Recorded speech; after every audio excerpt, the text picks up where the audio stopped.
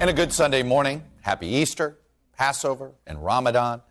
The spring holidays are here. Pope Francis presided over a crowded mass this morning in Vatican City, St. Peter's Square. He's, of course, in a wheelchair right now after his release from the hospital a week ago.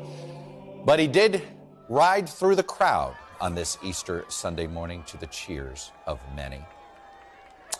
But despite the celebrations this morning, let's be honest, this was no ordinary holiday week. In fact, come November of 2024, we may look back at this week as one of the most consequential to the future of the Republican Party and to our overall electoral politics. From the dueling abortion rulings Friday night to overt partisan warfare in Tennessee, ironically, the least consequential event may very well be the former president's legal troubles, at least the Manhattan case, though it's still important, obviously.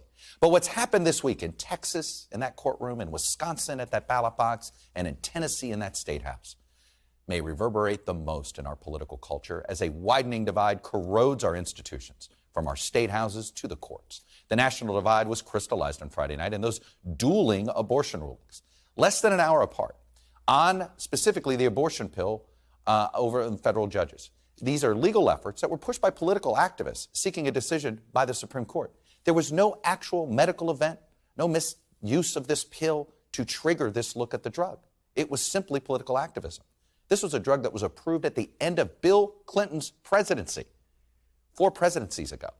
In Texas, a federal judge invalidated the FDA approval for the abortion pill mifepristone, which in combination with another drug does account for more than 50% of all abortions in this country. An hour later, it was a judge in Washington state that contradicted the decision, and he called the drug safe and effective and ordered the FDA to make no changes. Obviously, the Supreme Court has to weigh in on this one. But the political divide of the judiciary, which looks very undemocratic these days, is also getting worse on the state level. On Thursday night, in a scene that had echoes of the ugly politics of the 60s, Southern lawmakers in Tennessee did something unprecedented. They expelled 2 black Democratic legislators for taking a gun violence protest over the recent Nashville school shooting to the House floor itself. It was a violation of House rules.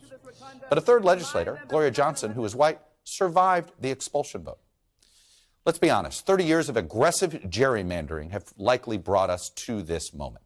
In Tennessee, Trump won over 60% of the vote, but Republicans make up more than 75% of the state house. Half of those Republicans didn't face any opposition in 2022, not even from their own party. The Tennessee legislature has also changed the rules on the House floor that essentially stifles and limits dissent. Until this week, only 2 lawmakers in Tennessee had been expelled from the House of Representatives since the 19th century.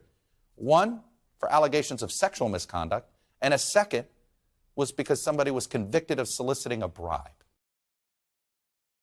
Thanks for watching our YouTube channel. Follow today's top stories and breaking news by downloading the NBC News app.